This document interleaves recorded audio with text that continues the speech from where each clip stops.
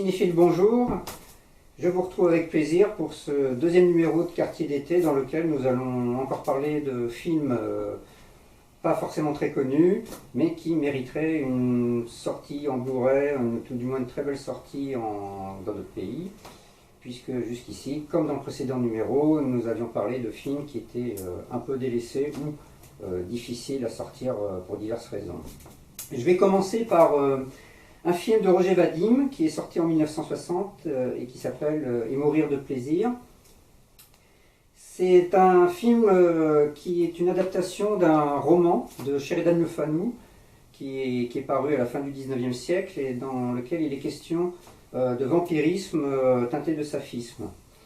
Ce roman a fait l'adaptation de pas mal de films au cinéma, notamment la Hammer Film, célèbre firme anglaise, avait fait 3 films consacrés au thème des Karnstein, qui était la famille qui était au cœur de l'intrigue. Là, cette adaptation de Roger Vadim est vraiment peut-être l'une des plus réussies. On y retrouve Mel Ferrer, l'acteur qui jouait notamment dans Scaramouche, enfin un acteur extraordinaire, et qui est accompagné ici d'Elsa Martinelli et également de Annette Vadim. Annette Vadim, de son vrai nom Annette Streuberg, enfin de son nom de jeune fille, plus exactement, et qui épousa Roger Vadim quelque temps avant ce film. Elle jouait déjà dans Les Liaisons dangereuses, qui était le précédent film de Vadim. Et d'ailleurs, donc, elle était Madame Vadim à l'écran, et dans la réalité, tout du moins, puisqu'il s'était marié juste après que Roger Vadim se soit séparé de Brigitte Bardot. Ce film est vraiment magnifique au point de vue de la photographie, de l'intrigue. C'est une adaptation moderne, évidemment, puisqu'il se passe au XXe siècle, donc au tout début des années 60. Et il y a également une scène onirique merveilleuse, très très bien filmée, un peu vers la fin du film, dans lequel le tournage est en noir et blanc, avec des couleurs rouges, très très étranges, et le film en lui-même vraiment est magnifique. On le trouvait jusqu'ici, la meilleure copie, c'était ce DVD, édité en Allemagne par Film Club. Et il est évident qu'on aimerait le voir dans une belle sortie française en Blu-ray. Voilà. Nous poursuivons à présent avec un film canadien réalisé en 1996 par Lynn Stopkevich. C'est un film qui s'appelle Kist et qui traite avec beaucoup de pudeur du thème particulièrement délicat de la nécrophilie. Un sujet plutôt scabreux à la base, mais dans lequel la réalisatrice a mis beaucoup de poésie, de pudeur finalement, et de romantisme, ce qui n'était pas gagné d'avance.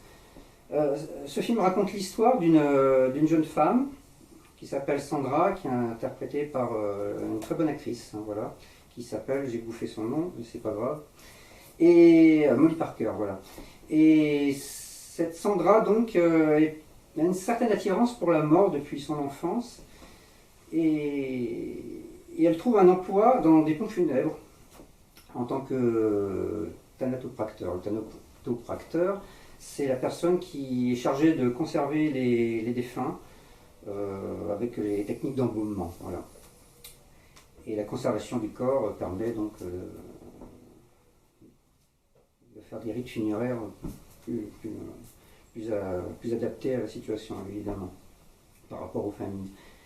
Alors cette jeune femme, en fait, elle a une attirance pour les morts et elle rencontre un jour un jeune homme qui tombe amoureux d'elle. Mais il se rend compte que, hélas, cette attirance n'est pas réciproque. Elle l'aime bien en tant qu'amie, mais pas plus loin. Et ce jeune homme, il est vraiment fou amoureux d'elle et il va commettre l'irréparable, c'est-à-dire que pour qu'il soit aimé de Sandra, eh bien, il va se suicider, en sachant que là, leur amour pourra devenir possible. Voilà, c'est un film très, très, très original, très bien réalisé, avec des acteurs qui jouent parfaitement leur rôle. Et on espère un jour pouvoir sortir dans une très belle copie également, il le mérite. On change complètement de registre avec ce film titré Delirium pour sa sortie aux États-Unis. Là, nous avons le DVD de Blue Underground.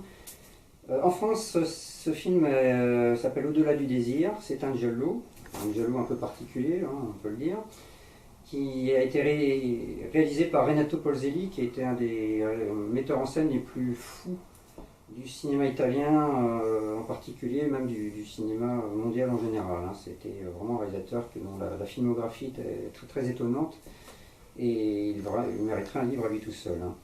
Alors, Au-delà du désir raconte l'histoire d'un psychiatre particulièrement tourmenté, qui tue des jeunes femmes, parce qu'il est impuissant, et qui est pourtant marié, et qui est interprété par Mickey Argité, qu'on a vu dans des films comme Une Vierge pour le bourreau, des choses comme ça, et qui était aussi un acteur de péplum, hein, au début des années 60. Hein. Et donc ce psychiatre travaille en plus avec la police pour étudier le profil de ce tueur mystérieux qui tue de jeunes femmes régulièrement dans une province d'Italie. Il joue donc avec le feu, et sa femme qui le protège donc va tout faire en sorte pour l'aider. Et donc ce film comporte des scènes assez hallucinantes, hein, un peu psychédéliques, voire psychotroniques si l'on peut dire, qui à elle seule mérite le détour. Ben, bon, c'est pas le meilleur des Gialli, hein, on peut bien le dire, mais néanmoins il est quand même assez marquant. Il vaut le détour. Il a connu 3 montages différents, essentiellement 2. Un américain dans lequel le psychiatre est un ancien vétéran du Vietnam, ce qui expliquerait en fait dans son background pourquoi il a fini par péter les plombs et devenir un assassin. Mais bon, c'est pas le meilleur montage qui soit. Le meilleur, c'est celui qui est d'origine italien. Et en France, il est sorti en cassette vidéo, avec quelques scènes érotiques un peu rajoutées, qui n'existaient pas dans la version italienne. Voilà. Mais un très très bon film qui mérite aussi une belle sortie en Blu-ray chez nous. Alors, voici, ça c'est un DVD d'Hong Kong qui parle de Bamboo House of Dolls. Ce film est sorti en France en cassette également sous le titre un peu étonnant de Camp d'amour pour chien jaune. Et en fait, c'est un incroyable mélange. Alors, il faut dire que c'est déjà préciser que c'est une production de la Shaw Brothers, hein, célèbre pour ses films de KPDP, ou Zapian, ses films de chevalerie, enfin de kung-fu, etc., d'arts martiaux. Donc. Et la Shaw Brothers a produit également ce film, The Bamboo House of Dolls, qui est une sorte de mélange en fait entre le Whip, Women in Prison, hein, un genre très particulier, et le film d'arts martiaux. On y retrouve d'ailleurs l'acteur Lollier, qui a une filmographie impressionnante. Lollier a notamment joué dans les 14 Amazones, dans Les Griffes de Jade aussi également, et puis dans La Main de Fer, et puis dans plein d'autres films. C'était un artiste martial exceptionnel. Et le rôle féminin principal est détenu par une Danoise qui s'appelle Birte Tove, qui n'a pas eu une grande carrière, mais qui est particulièrement charismatique dans le film. Elle fait des scènes de combat. Elle joue le rôle d'une infirmière en fait qui s'infiltre dans un camp de prisonniers durant la Seconde Guerre mondiale et qui va s'évertuer à faire libérer les prisonnières de ce camp. Voilà. Bon, un très très bon film d'action, d'aventure, de combat, un peu d'érotisme. Un cocktail détonnant de la Shaw Brothers qui mériterait lui aussi de sortir dans nos contrées. Ce serait avec plaisir. Voilà. Le film suivant est une petite merveille, une adaptation de Jules Verne qui s'appelle Le phare du bout du monde. Alors c'est pareil, ce film est sorti en France chez Studio Canal en DVD il y a déjà pas mal d'années, et depuis plus rien, et c'est bien dommage. Alors Le phare du bout du monde, c'est une œuvre vraiment très sombre, qui raconte l'histoire de 3 personnes qui sont gardiens de phare. Ça se passe aux alentours de 1865 au Cap Horn. Et leur but donc c'est de protéger ce phare, de l'entretenir, etc. et de faire en sorte que tout se passe bien. Jusqu'au jour où il y a un bateau de pirates qui débarque et dont le but en fait est de s'emparer de ce phare et à leur tour, en prenant possession de ce phare, ils pourront attirer les navires qui arriveront pour les détrousser. C'est ce qu'on appelle en gros des naufrageurs. C'est un film vraiment exceptionnel de par son casting, puisque parmi les 3 gardiens de phare, nous retrouvons Kirk Douglas et Fernand Doré. Fernand Doré disparaît assez vite de l'intrigue, malheureusement. Et le chef des pirates est quant à lui incarné par Yul Brynner, ce qui va nous donner une opposition incroyable entre ces 2 monstres sacrés du cinéma, Douglas contre Brynner. C'est vraiment formidable, hein. Du début jusqu'à la fin, ils sont exceptionnels. On trouve aussi Samantha Eggar dans un rôle féminin, très très important également. Et il y a également quelques tronches du cinéma bis italien, espagnol, même dans certains films français, qui s'appellent Louise Barbeau par exemple. On a également Aldo Sambrel. Et on a aussi, j'oublie, le grand Jean-Claude Drouot, oui, celui qu'on connaît pour Thierry Lafronde. Jean-Claude Drouot dans un rôle incroyable, de travesti fou furieux, comme on n'a jamais vu par la suite. Hein. On l'a vu après dans Gaston Phébus, des séries, etc. C'est un homme de théâtre exceptionnel. Et là, il est vraiment unique. Hein. C'est vraiment un rôle de composition auquel on ne s'attendait pas, et il est exceptionnel. On espère vraiment aussi donc une sortie Blu-ray de ce film Le Phare du bout du monde d'après Jules Verne qui est vraiment exceptionnel. Le film suivant, c'est un petit plaisir coupable, puisque c'est un film que j'ai vu au cinéma il y a très très longtemps et qui m'avait particulièrement marqué par son côté aventure et parce que j'aimais beaucoup le thème des Amazones, dont il est question, avec un titre donc ultra simple puisqu'il s'appelle Les Amazones et rien de plus. C'est un film, alors c'est une coproduction franco-hispano-italienne, mais ce qui est étonnant, c'est qu'il a été réalisé par l'anglais Terence Young. Terence Young qui a quand même réalisé trois James Bond et pas n'importe lesquels, hein, Dr No, Bon baiser de Russie, hein, entre autres. Et puis il a tourné aussi des films comme Meyerling, enfin bref, c'était un réalisateur qui a une très très belle filmographie.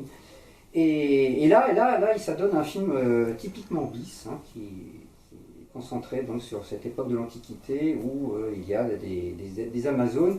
Et le film raconte l'histoire de 2 sœurs qui s'affrontent pour la suprématie, pour être la reine des Amazones. Donc on y trouve diverses intrigues, il y a également un peu d'érotisme. Le film donc a comme actrice principale Sabine Sonne, qui est une actrice française née dans le sud de la France, qui est toujours de ce monde, mais qui a disparu évidemment des écrans avec le temps, qui est vraiment une actrice qui avait beaucoup de charisme, qui a joué un peu dans le cinéma bis, hein, et un rôle très très important évidemment. Elle avait la chance d'être l'épouse de Terence Young aussi, jusqu'à sa mort, puisque le réalisateur est mort au début des années 90. Et voilà, c'est un pur divertissement, c'est pas très très sérieux, il y a de l'humour, mais bon, on y passe un bon moment. Et puis bon, il n'y a pas tant de films d'Amazon que ça. Il y a eu Les Amazones font l'amour à la guerre, dans à peu près la même époque, réalisé en Italie par Alfonso Baccia. Mais c'est un thème intéressant qui avait un peu disparu des écrans depuis les années 60 et le péplum, hein, voilà. Le film suivant est également une petite merveille du cinéma ibérique des années 70. Il s'agit de La Cloche de l'Enfer. Il est parfois appelé Les Cloches de l'Enfer, mais bon, La Cloche de l'Enfer c'est le meilleur titre parce que en fait, parmi les décors de ce petit village situé en Espagne où il se passe, il y a effectivement une église avec un énorme clocher au-dessus. Et dans ce film, donc, on suit un personnage, un jeune homme qui, dans sa jeunesse, a fugué pendant plusieurs années, plutôt tourmenté après le suicide de sa mère. Et il a fini par être interné à la demande de sa tante. Et il est resté 2 ans dans un hôpital psychiatrique. Donc le film démarre avec la sortie de ce jeune homme de l'hôpital. Et la meilleure chose qu'il va trouver à faire, c'est de se rendre chez sa tante pour régler ses comptes, mais à sa manière. Et en arrivant dans ce magnifique décor, c'est une vaste propriété isolée, il va semer un peu la zizanie parce que sa tante vit avec ses 3 filles. Et parmi ses 3 cousines, il y en a une avec qui il a une liaison dans le passé. une autre qui le détestait et une autre qui était un peu prise entre deux feux pour savoir si c'était quelqu'un de bien, pas bien. Elle ne le savait pas vraiment, elle avait du mal à le cerner. On se retrouve donc dans un huis clos avec ce personnage vraiment tourmenté, à la fois brillant, fou, mais également attachant d'une certaine manière. Et le film a été réalisé par Claudio Guérin-Hill, hein, qui n'a pas eu une grande carrière, et pour cause, parce qu'il s'est tué le dernier jour du tournage du film, en tombant du clocher, justement, de l'église. Et il a été remplacé au pied levé par le réalisateur Juan Antonio Bardem, qui a terminé le film. C'est finalement une triste histoire. Par contre, le film est exceptionnel. Là, nous avons le DVD d'un éditeur américain qui s'appelle Pathfinder, qui commence à avoir quand même quelques années. A Bell from Hell, titre anglais. Et par contre, en France, c'est Artedis qui l'a sorti. Bon, c'est pas non plus une copie merveilleuse, donc c'est pareil. La cloche de l'enfer, un thriller anxiogène, mériterait lui aussi de sortir en Blu-ray chez nous dès que possible. On l'espère. Le film suivant n'a vraiment aucun rapport avec le précédent. C'est un film des années 80, titre anglais The High Spirits, et en français il est sorti sous le nom Les Guerriers de l'Espace. C'est aussi une sorte de Madeleine de Proust, si on peut dire, parce que c'est un film que j'ai découvert avec toute une bande de copains dans les années 80, à l'époque des vidéoclubs, où on regardait des films comme Schlock, L'attaque des tomateuses, etc. etc. Et puis, donc, Dog Savage arrive aussi, qui était un de nos films préférés à l'époque. Et Les Guerriers de l'Espace, c'est un film américain, donc, qui était réalisé par Stewart Raffield. Stewart Raffield, qu'on connaît aussi pour le film Philadelphia Experiment, qui a tourné un peu à la même époque. Alors c'est une parodie, hein, Les Guerriers de l'Espace, c'est une parodie réussie qui mélange un petit peu Star Wars et Mad Max, hein, d'une certaine manière. Hein. Ça raconte l'histoire de pirates qui pillent des vaisseaux spatiaux qui contiennent la plus grande valeur qui soit dans le futur, c'est l'eau. Remarquez, on y est presque là, avec ce qui se passe dans le monde actuellement. Ça devient plus vraiment de la science-fiction. Donc ces pirates vont vivre des aventures trépidantes, assez incroyables, drôles. C'est un film qui ne se prend pas au sérieux, dans lequel on retrouve un couple issu de séries télé, puisqu'on a Robert Urich, qui est mort malheureusement très jeune, et qui était connu pour la série Vegas, et Marie Crosby, qui, elle, était connue pour son fameux rôle dans Dallas, où elle jouait la sœur cadette de Sue Ellen, si je ne me trompe pas. Aux côtés de ces deux acteurs, nous retrouvons aussi la magnifique Angelica Houston, fille de John, ainsi que Ron Perlman. Et donc on a aussi des décors qui ont été repris pour une certaine scène avec l'âge de cristal, voilà, des décors qui viennent de l'âge de cristal. J'ai oublié de se citer dans une courte apparition le grand John Carradine. Voilà. Voilà, un très très bon film avec des effets spéciaux vraiment réussis, hein, c'est pas du tout ringard de ce côté-là, et on s'ennuie pas une seconde. Et bon, bah, là c'est un DVD américain, hein, mais pareil, il faudrait bien qu'il sorte chez nous hein, quand même, en Blu-ray, ce serait appréciable. On arrive à la fin quasiment là. Avant-dernier film, c'est The Dark. Voilà, The Dark, là c'est le DVD de Schrick Show, un éditeur américain, bon, qui est quand même assez ancien, qui propose la version française du film, hein, néanmoins, donc c'est toujours appréciable. Alors The Dark, c'est un film de John Bud Carlos, qui n'est pas un réalisateur très très connu, mais à qui l'on doit notamment L'Horrible Invasion, hein, qui est sorti en France. Hein. C'est une histoire assez incroyable dans lequel un petit village perdu des États-Unis était envahi par je ne sais plus si c'était des tarentules ou des migales, mais c'était des véritables araignées. Ils en avaient récupéré vraiment des milliers et des milliers, ce qui donnait un côté très réaliste au film. Alors là on est dans une histoire un peu série B, hein, il faut bien le reconnaître, mais bon, c'est agréable, c'est très agréable, c'est une série B réussie, où il y a des meurtres, ça se passe à Los Angeles, et la nuit, il y a un tueur mystérieux qui sévit. Alors, On parle d'un géant qui balance des rayons laser. Enfin, c'est assez étrange. Et effectivement, là, on a affaire à un tueur extraterrestre. Donc, c'est pas banal. Et donc, on a le père d'une des victimes de ce tueur étrange, qui sort des sentiers battus, qui est interprété par William Devane. Alors, William Devane, c'est un grand acteur de série télé. Alors, c'est également un grand acteur de cinéma, puisqu'on l'a vu dans Couple de famille de Hitchcock, par exemple. On l'a vu dans Rolling Thunder, qui est également un très très bon film. Voilà.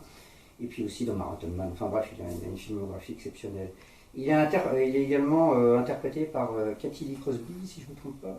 Voilà, actrice un peu moins connue, mais bon, qui joue très très bien, qui fait une journaliste. Voilà, évidemment, il va y avoir une amourette entre les deux personnages principaux. Et il y a aussi un acteur injustement, enfin, nous on le connaît très bien, hein, si on aime le cinéma bis, mais qui a joué dans une palanquée de films, 200 films, enfin, quelque chose comme ça, mais toujours plus ou moins dans des seconds rôles. C'est le Richard Jekyll, là il joue le flic de service dans The Dark, et Richard Jekyll, on l'a vu dans Les Mâchoires Infernales, on l'a vu dans Grizzly, on l'a vu aussi dans Day of the Animals, enfin Day of the Animals, bon, mais bon, il a une filmographie incroyable ce gars, et c'est en plus un acteur très très sympathique. Voilà. Et donc ce film date de la fin des années 70, voilà, c'est une bonne série B, hein, que l'on aimerait également voir sortir en Blu-ray dès que possible. Voilà.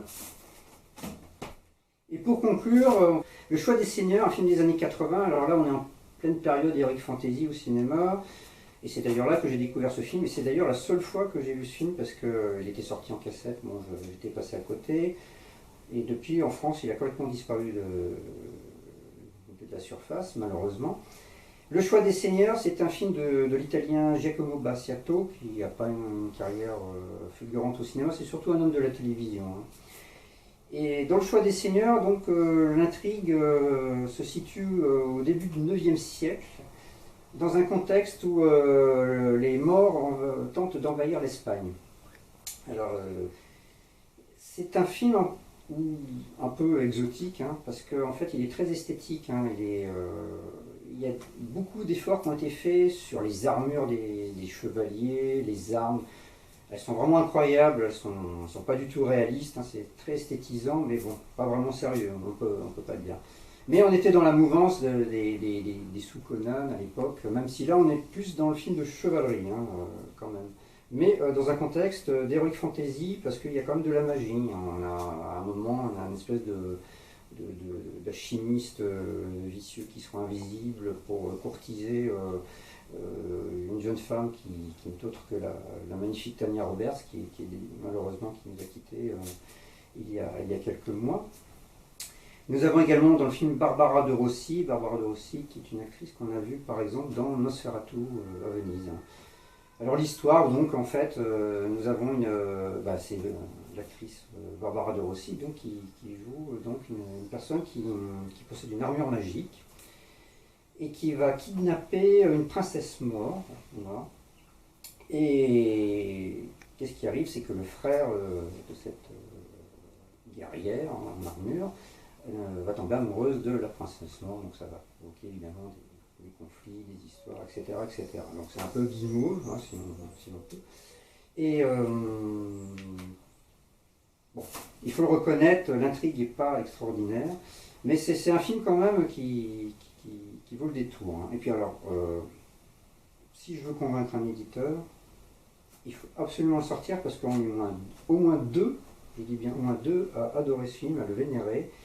En dehors de moi, il y a un certain Olivier qui se reconnaîtra, hein, qui adore ce film, et on essaye désespérément de convaincre un éditeur de nous sortir en Blu-ray ce magnifique film qui est Le Choix des Seigneurs. Donc, on croise les doigts, on y croit, hein, Olivier, on y croit, et ce film sortira un jour. Et bien voilà, c'était le deuxième numéro donc de Quartier d'été.